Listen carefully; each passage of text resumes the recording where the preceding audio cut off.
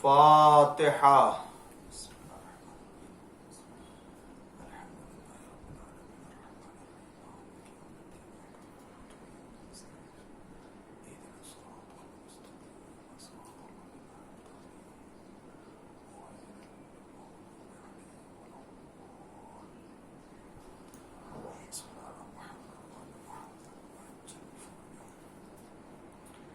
اعوذ باللہ السمیع العلیم من الشیطان اللعین الرجیم.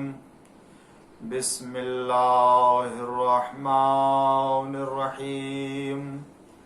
الحمد للہ المعروف من غیر رؤیت والخالق من غیر منصبت. خلق الخلائق بقدرته واستعبد الأرباب بعزته وسعد العظماء بجوده.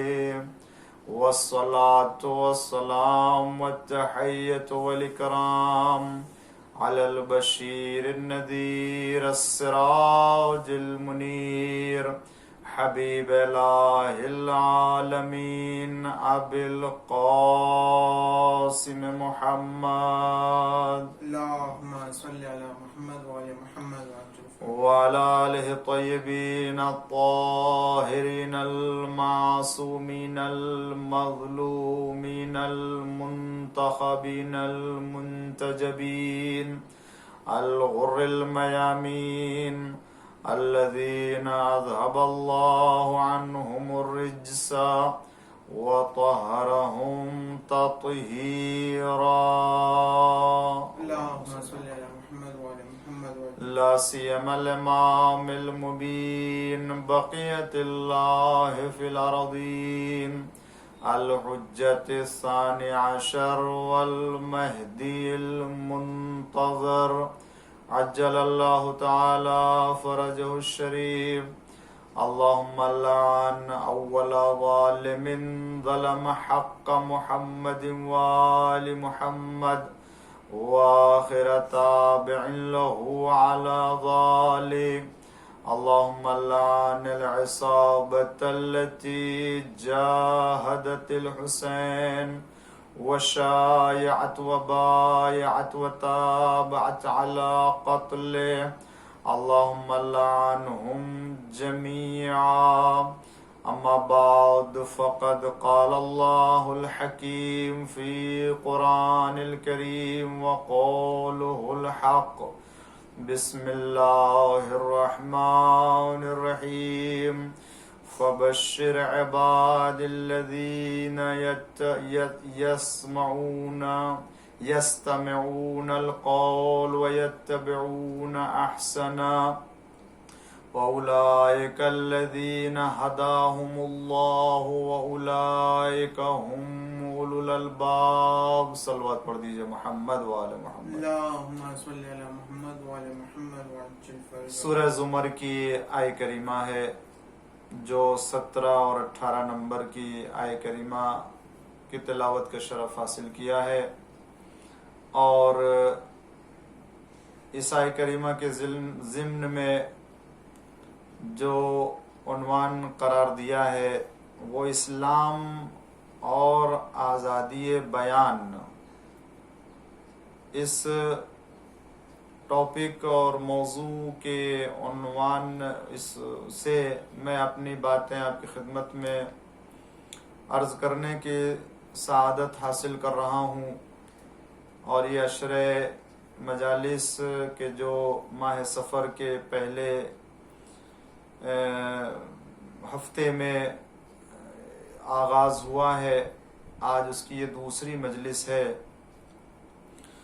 کہ اللہ تعالیٰ ارشاد فرماتا ہے فَبَشِّرْ عِبَادِ الَّذِينَ يَسْتَمِعُونَ الْقَوْلَ، کہ پیغمبر ان بندوں کو بشارت دے دیجئے کہ جو لوگ باتوں کو سنتے ہیں، وَيَتَّبِعُونَ أَحْسَنَ، اور جو اس میں سب سے بہترین بات اور سب سے عمدہ بات ہوتی ہے اس کی اتباع کرتے ہیں، اس کا اتباع کرتے ہیں، اور اس کی پیروی کرتے ہیں فاولئک الذین ہداہم اللہ، یہی وہ لوگ ہیں جن کی اللہ نے ہدایت کی ہے، اور یہی وہ لوگ ہیں جو صاحبان عقل بھی ہیں، کہ یقیناً اگر وہ صاحب عقل نہیں ہوں گے جو تمام مختلف باتوں میں سے عقل والی، حق والی اور عمدہ باتوں کا انتخاب نہ کر لے۔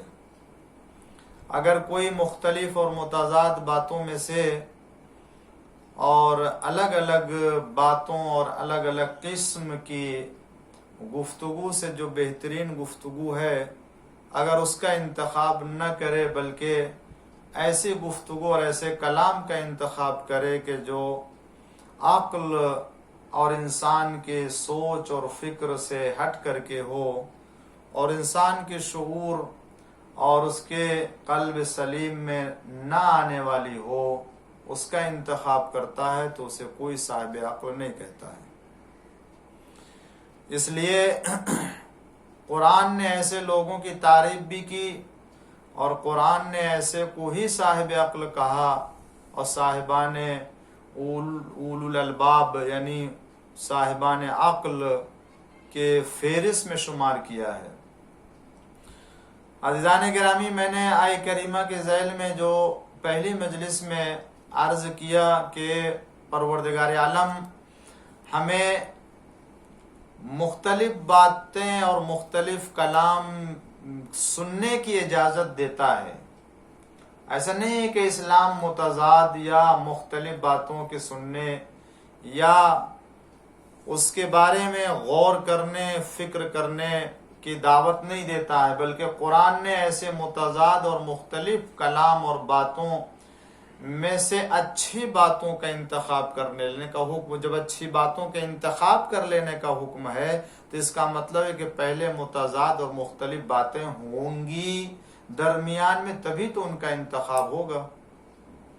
اور اسی حوالے سے میں نے آپ کی خدمت میں عرض کیا کہ صدر اسلام میں جو بھی ہوا، اس بات کی دلیل ہے، اس بات کی نشاندہی ہوتی ہے کہ اسلام اجازت دیتا ہے کہ گفتگو ہو، کلام ہو، باتیں ہوں، اور ان باتوں میں بہترین باتوں کا انتخاب کر لیا جائے۔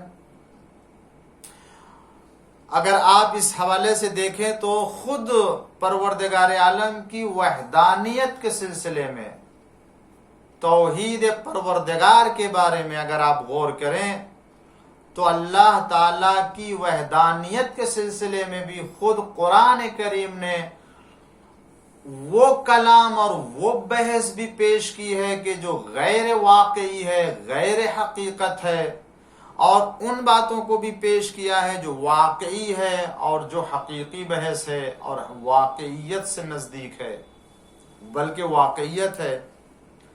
اللہ نے خود قرآن کریم میں الگ الگ جگہوں پر، مختلف جگہوں کے اوپر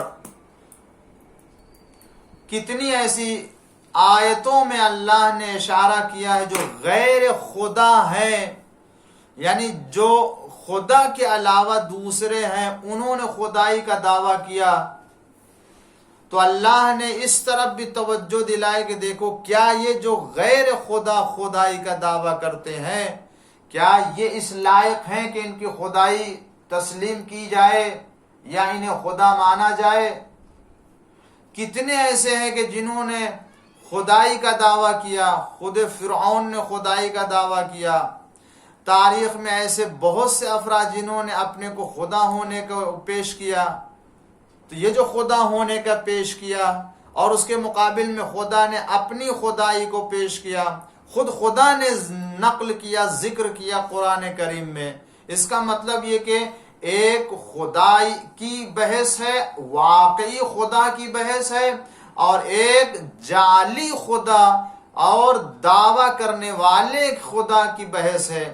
دونوں بحثوں میں سے ہمیں یہ دیکھنا ہے کہ کس کا دعویٰ صحیح اور کون صحیح اور واقعی خدا ہو سکتا ہے۔ تو جب توحید کی بحث آتی ہے تو سارے مسلمان خدا ہونے اور خدا نہ ہونے، یا جن لوگوں نے خدائی کا دعویٰ کیا، تو اس کی بارے میں بحث ہوتے کہ اس کے پاس جو کچھ بھی ہے وہ خدا کا دیا ہوا ہے، تو جو خدا کا دیا ہوا ہے، جو سب کا رازق ہے، جو سب کا مالک ہے، وہی خدا ہو سکتا ہے۔ جو طاقت دینے والا ہے، جو رزق دینے والا، جو پیدا کرنے والا، وہی خدا ہو سکتا ہے۔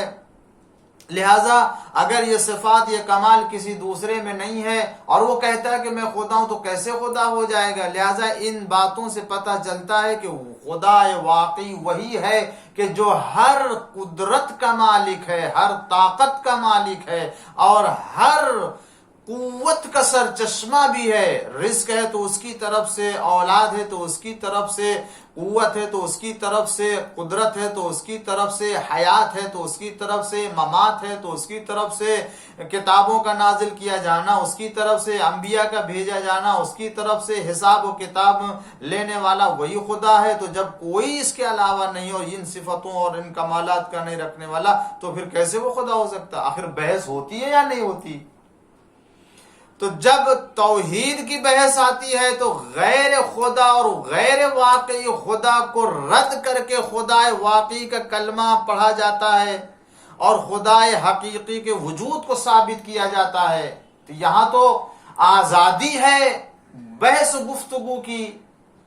ہم کو تمام خداؤں میں سے، یا جو بھی صدر اسلام میں بت پرستی پائی جا رہی تھی اور بت کی پوجا کر رہے تھے، بت پرستش کر رہے تھے، طرح طرح کے خدا بنائے ہوئے تھے، ان کو خود قرآن کریم نے پیش کیا ہے کہ کیا یہ خدا کہے جانے کے لائق ہیں؟ جناب ابراہیم علیہ السلام کا واقعہ دیکھیں کہ جناب ابراہیم علیہ السلام نے جب خدا واحد کا پیغام دیا اور کہا کہ ایک خدا کی عبادت کرو، وہی پرستش کے لائق ہے، دوسرا کوئی جو ہے وہ پرستش کے لائق نہیں ہے۔ جس ماحول میں ہر طرح کی جو ہے وہ خدائی پائی جا رہی تھی، جس کو بھی دیکھتے تھے، جس چیز کو دیکھتے تھے خدا بنا لیتے تھے، خدا مان لیتے تھے، ایسے ماحول میں جناب ابراہیم علیہ السلام نے خدا کی توحید کی بحث کو پیش کیا، جہاں کوئی بھی ماننے والا نہیں ہے، اکیلے جناب ابراہیم علیہ السلام ہے۔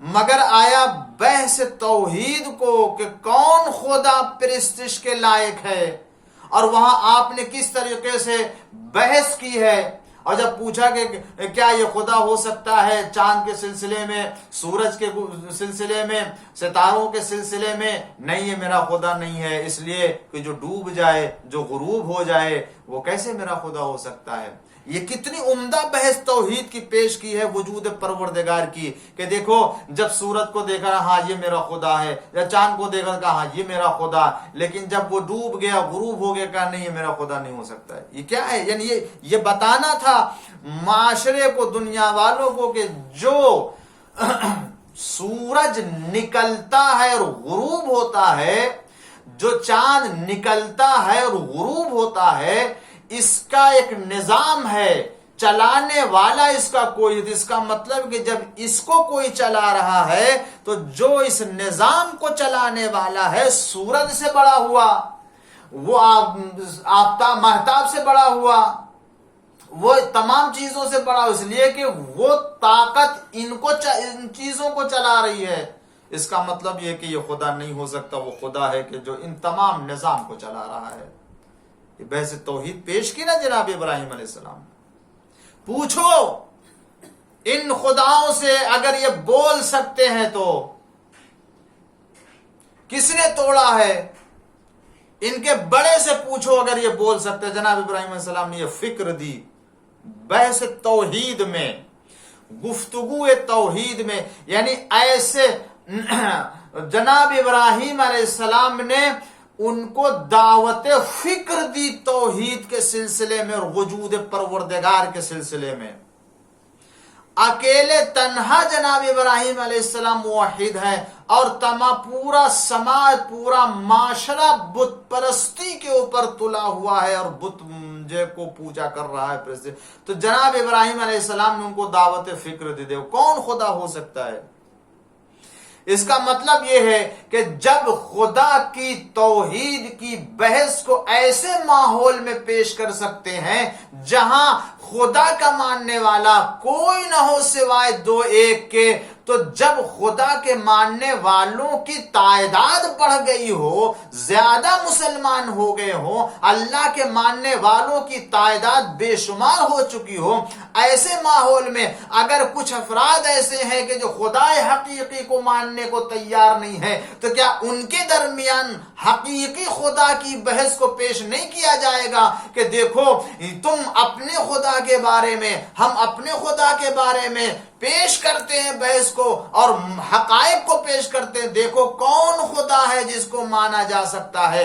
جب ابراہیم کے زمانے میں بحث توحید ہو سکتی ہے تو اس زمانے میں بھی بحث توحید ہو سکتی ہے۔ ایک صلوات پڑھ دیجئے محمد وآل محمد۔ اللہم صلی علی محمد وآل محمد۔ یہ ایک طولانی گفتگو ہے، اگر آپ اس کو تاریخ کو گوشے سے نکالنا چاہیں تو بہت سے ایسے گوشے نکلیں گے۔ خود حضور اکرم صلی اللہ علیہ وآلہ وسلم کی اللہم صلی علی محمد وآل محمد زمانے میں، دور میں، مکہ میں 360 بت خانے کعبہ میں رکھے ہوئے تھے۔ ہر قبیلے کا، ہر دن کا، ہر جو وہ خصوصی دن کا ایک الگ خدا ہوتا تھا، اور لوگ اس کی پرستش کرتے تھے، مانتے تھے، عبادت کرتے تھے۔ کہاں؟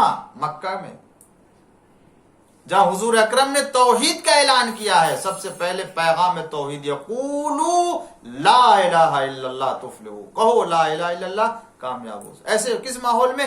جہاں سارا معاشرہ بت پرستی پر تلا ہوا، سارا معاشرہ بت پرست ہے، سوائے خاندان بنی ہاشم کے چند افراد کے، قریش کے۔ جہاں الگ الگ جو ہے وہ دنوں کے، الگ الگ مہینوں کے خدا بنا دیتا، پتھر کو دیکھا خدا مان لیا، درخت کو دیکھا خدا مان لیا، دریا کو دیکھا خدا مان لیا، پانی کو دیکھا خدا مان لیا، حلوہ کو دیکھا خدا مان لیا۔ کس چیز کو خدا نہیں مانتا؟ ہر ایک کو خدا مان رہا۔ مگر ایسے ماحول میں حضور اکرم نے کلمہ توحید سنایا اور پیغام توحید دیا کہ دیکھو لا الہ، کوئی خدا نہیں ہے سوائے ایک خدا کے، اور وہ خدا کے جس کی میں دعوت دے رہا ہوں، اس خدا کے کوئی خدا نہیں پایا جاتا ہے۔ تو بحث شروع ہو گئی کہ نیا دین ہے جو ہمارے آبا و اجداد سے ہٹ کے دین لایا گیا ہے، یہ میرے آبا و اجداد کے تقلیدی دین نہیں ہے، یہ وہ دین ہے کہ جو محمد صلی اللہ علیہ وآلہ وسلم لے کر کے آئے ہیں، اور یہ ہمارے دین کے خلاف ہے۔ لہذا لالچ دی گئی، دھمکی دی گئی، سب کچھ جو ہے وہ ہر طرح سے ان کو پیچھے رکھنے کے کوشش کی گئی، ان کو اپنے مشن کو چھوڑ دینے کے لیے کوشش کی گئی، مگر حضور اکرم کلمہ توحید اور پیغام توحید کو سناتے رہے۔ کس ماحول میں؟ ایسے ماحول میں جہاں کوئی نہیں ہے، چند افراد ہے، آہستہ آہستہ مسلمان ہونے لگے، کلمہ پڑھنے لگے۔ ہاں یہ بات تو صحیح ہے، یہ پتھر کے جو بولتے نہیں ہیں، یہ جو نقصان و نفع کے مالک نہیں ہے، یہ کیسے خدا ہو سکتے ہیں؟ خدا وہ تو ہر قدرت کا مالک ہو، ہر طاقت کا مالک ہو، ہر خیر کا مالک ہو، انسان کے توفیق عطا کرتا ہو خیر کے لیے، انسان جو ہے کو پیدا کرنے والا ہے، انسان کو مارنے والا ہے، انسان کو زندگی دینے والا ہے، انسان کو روزی دینے والا ہے، اولاد دینے والا ہے، سب کچھ وہ خدا ہو سکتا ہے۔ تو یہ درخت و یہ پتھر، گفتگو ہوئی یا نہیں ہوئی ہے حضور اکرم کے زمانے میں؟ مگر جب گفتگو ہوئی ہے تو علمی گفتگو ہوئی ہے۔ میں جو بحث کر رہا ہوں عزیزان گرامی آپ کی خدمت میں، یہ زور یا زبردستی والی نہیں ہے۔ میرا یہ کہنا ہے کہ اسلام میں آزادی بیان کا مطلب کیا؟ انسان مسلمان رہتے ہوئے اپنے عقائد کے سلسلے میں بحث اور گفتگو کرنے کا جواز رکھتا ہے یا نہیں رکھتا ہے؟ میں مسلمان ہوں، خود اپنے بارے میں، اپنے عقائد کے سلسلے میں تحقیق کروں، جستجو کروں، میرا عقیدہ درست ہے یا نہیں، یا اور دیگر مسلمان ہیں ان لوگوں کا عقیدہ درست ہے۔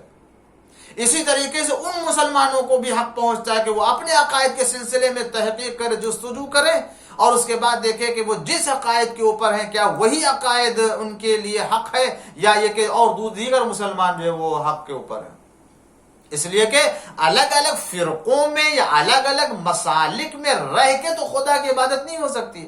حضور اکرم نے ایک مذہب، ایک اسلام کی تعلیم دی ہے خدا واحد کو پرستش کرنے کے لیے. الگ الگ مسالک میں یا الگ الگ مکاتب فکر میں بٹ کر کے پیغمبر نے جو وہ خدا کی عبادت کی تعلیم نہیں دی ہے. تو آج بھی یہ گفتگو ہو سکتی ہے تو حضور اکرم کے زمانے میں تھی.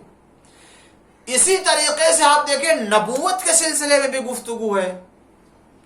آیا آج مسلمان اس زمانے میں جب حضور اکرم صلی اللہ علیہ وآلہ وسلم نے اپنی نبوت کا اعلان کیا تھا تو اس وقت بھی کیا نبوت پیغمبر اسلام کے ساتھ بحث نہیں ہوئی ہے، گفتگو نہیں ہوئی ہے، دلائل نہیں مانگے گئے، براہین نہیں طلب کیے گئے، معجزے نہیں مانگے گئے، کرامتیں نہیں دیکھی گئیں. کتنے معجزے ہوئے، سورج کو پلٹانے کا معجزہ، چاند کے 2 ٹکڑے کیے جانے کا معجزہ، درخت کے ہرے بھرے ہونے کا معجزہ، کنکریوں کا کلمہ پڑھنے کا معجزہ. حضور اکرم جس سوکھے درخت کے نیچے بیٹھ جائے اس درخت کے اندر پتیوں کے نکل آنے کا معجزہ، خشک اور سوکھے کنویں میں پانی آ جانے کا معجزہ، زندہ کرنے کا معجزہ، جانوروں کا فصیح زبان میں کلام کرنے کا معجزہ، حیوانات اور حشرات الارض کا پیغمبر اسلام کی نبوت کا اقرار کرنا، کلمہ پڑھنا. یہ کتنے معجزے ہیں اور کرامتیں جو حضور اکرم نے اپنی نبوت کے ثابت کرنے کے لیے پیش کیا اور لوگوں نے طلب کیا، بحث کی ہے آپ کے نبوت کے سلسلے میں. حضور نے بحث کا جواب دیا اور دلیلیں پیش کی اپنی نبوت کے لیے. ہاں میں اللہ کا نبی ہوں، میرے پاس یہ دلیل ہے، میرے پاس یہ معجزہ ہے جس کو میں لے کر کے آیا ہوں. تو زمانے پیغمبر میں نبوت کے عقیدے کے سلسلے میں بھی بحث ہوئی اور گفتگو ہوئی. اس کا مطلب یہ کہ بحث توحید بھی ہو سکتی ہے اسلام کے دائرے میں رہتے ہوئے، اور اسلام کے دائرے میں رہتے ہوئے بحث نبوت بھی ہو سکتی ہے. نبوت کے لیے بھی دلائل مانگے جا سکتے ہیں، نبوت کے لیے بھی کرامتیں اور اس کے معجزے مانگے جا سکتے ہیں. تو جب نبوت کے لیے، رسالت کے لیے معجزے طلب کیے جا سکتے ہیں، دلیلیں مانگی جا سکتی ہیں، بحث ہو سکتی ہے کہ جو نبوت کا جھوٹا دعویٰ کرتا ہے اس کے بعد کرامت اور معجزہ نہیں ہے، وہ نبی نہیں ہو سکتا ہے. جو ایک صحیح اور حقیقی نبی کے ہونے کی نشانی ہے، وہ اگر نشانی نہیں پائی جاتی ہے تو وہ نبی نہیں ہے. کتنے یہودی تھے جنہوں نے اپنی کتاب میں آخری نبی کی نشانیوں کو دیکھ رکھا تھا اور کہا تھا کہ یہ جو آخری نبی آئے گا اس نبی کے اندر یہ علامت پائی جا رہی ہوگی، یہ نشانی پائی جا رہی ہوگی، یہ نشانی پائی جا رہی ہوگی. اور وہ آتے تھے حضور اکرم کے پاس، ان نشانیوں کو دیکھتے تھے. حتیٰ حضور اکرم کے وجود مبارک میں ایسی ایسی نشانیاں تھیں کہ جن کو دیکھ کر کے یہودی مسلمان ہوتے تھے اور قبول کر لیتے. یہ بحث نبوت ہے یا نہیں ہے؟ اس کا مطلب یہ کہ یہ وہ حقیقتیں ہیں کہ جن کے بارے میں انسان کو بحث کرنے اور گفتگو کرنے کی اجازت دی جاتی ہے، آزادی ہے اسے کہ اس سلسلے میں وہ دلیل طلب کرے، برہان مانگے، استدلال کے ساتھ اس عقیدے کو قبول کرے. اگر استدلال نہیں ہے، دلیل نہیں ہے تو نہ خدا کو مانا جا سکتا ہے، دلیل نہیں ہے تو نہ نبوت کو مانا جا سکتا ہے. اگر دلیل ہے تو توحید بھی قبول کی جائے گی، رسالت بھی قبول کی جائے گی. اس کا مطلب یہ ہے کہ دلیل کی بنیاد پر بحث توحید اور بحث امامت کی جا سکتی ہے. کس کی بنیاد پر؟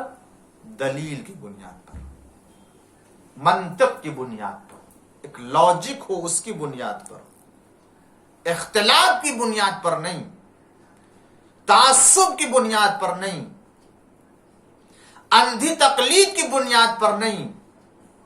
ہم اپنے آباء و اجداد کے مذہب پہ چل رہے ہیں لہذا ہم بھی جو ہے مسلمان ہیں، اس بنیاد پر نہیں. ہم جس مسلک پر ہیں وہی مسلک حق ہے، بس آنکھ بند کر کے اس کو مانتے چلے آ رہے تھے، آج بھی ہم اسے مانیں گے.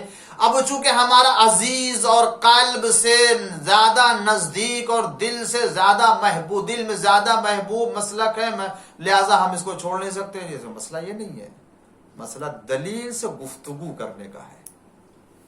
مسئلہ استدلال کے ساتھ مطالب کو پیش کرنا ہے. تو دیکھا عزیزان گرامی کہ بحث توحید کی بھی ہو سکتی ہے اور ہوئی ہے، بحث نبوت کی بھی ہو سکتی ہے اور ہوئی ہے، اور آج بھی ہو رہی ہے اور ہوتی رہے گی، جب تک کہ ساری دنیا ایک خدا کی ماننے والی نہیں ہو جائے گی. اس وقت یہ بحث ہوتی رہے گی اور یہ متضاد فکر چلتی رہے گی. اس میں جو صحیح فکر ہے اس کو قبول کیا جائے گا. اب جب توحید کی بحث ہو سکتی ہے، نبوت کی بحث ہو سکتی ہے، تو آج تو نبوت نہیں ہے، آج کوئی نبی نہیں آ رہا ہے.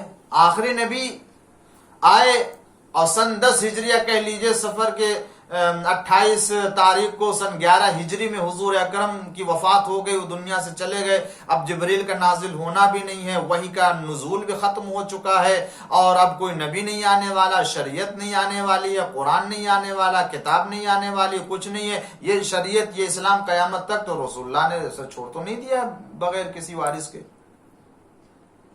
اب یہی بحث ہوگی ایک مرتبہ سب سے پہلے مرحلے میں کہ وفات پیغمبر کے بعد کسی ایسے ذمہ دار کا ہونا ضروری ہے یا نہیں کہ جو رسول کے لائے ہوئے دستور اور رسول کے لائے ہوئے اسلام کی حفاظت کرے اور اس کے احکام کو بیان کرے، اور ضرورت پر اگر کوئی اس کی تشریح طلب کرے تو اس تشریح کو بھی وہ انجام دے اور بیان کرے. یہ ایک بحث ہوگی.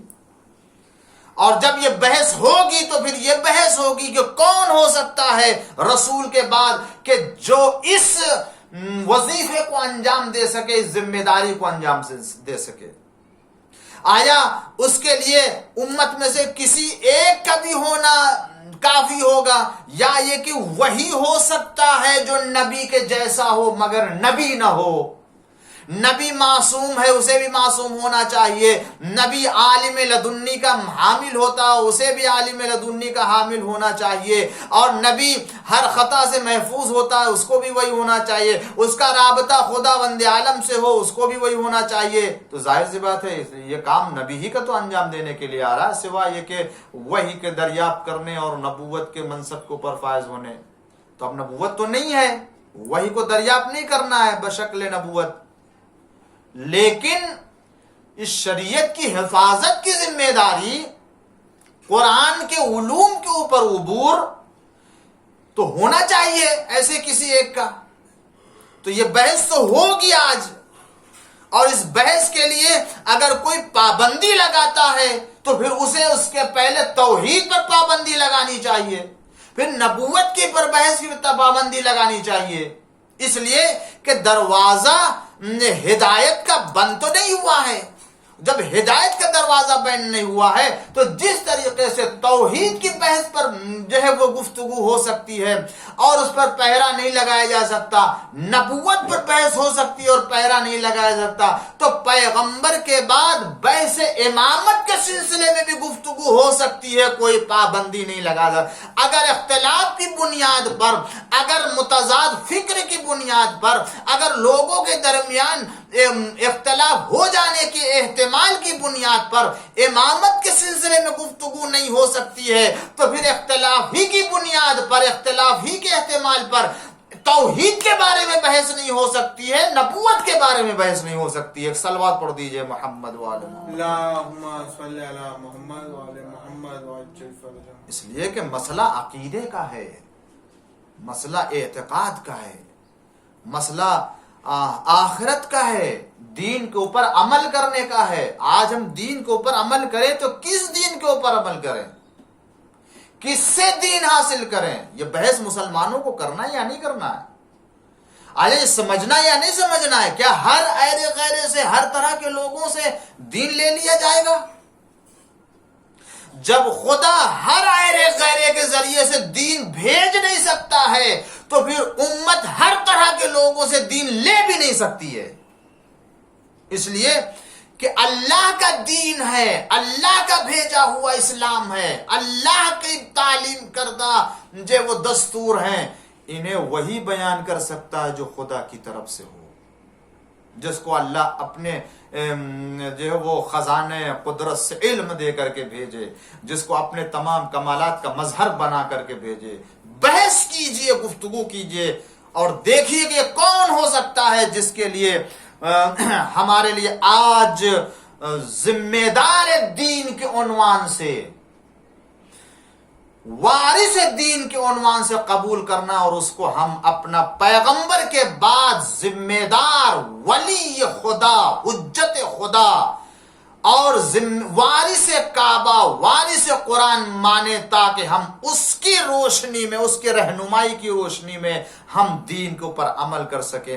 اور عزیزو یاد رکھو، یاد رکھیے گا یہ بات کہ اگر واقعی منطق کی بنیاد پر، عقل کی بنیاد پر کسی طرح کے تعصب کو نہ درمیان میں لایا جائے تو یقین جانیے سوائے اس مرحلے میں پیغمبر کے بعد پیغمبر کے گھر والے، جن کو اہل بیت پیغمبر کہتے ہیں، جن کا تعارف خود پیغمبر نے کرایا ہے، ان کے سوا کوئی ایسا دنیا میں نہیں ہے جو دین کی تعلیم دے سکے، دین کی حفاظت کر سکے، جن کی رہنمائی میں ہدایت حاصل کر کے دین و دنیا کی سعادت حاصل کر سکے۔ ایک صلوات پڑھ دیجئے محمد۔ اللہم صلی علی محمد وعلی محمد وعجل فرج۔ اور جب عقلی طور سے بحث ہوگی، گفتگو ہوگی، یہ بات ثابت ہو جائے گی، تو اب وہ تمام روایتیں سامنے آئیں گی جن کے بارے میں خود حضور اکرم نے تعلیم فرمایا ہے، حضور اکرم نے تاکید فرمائی ہے۔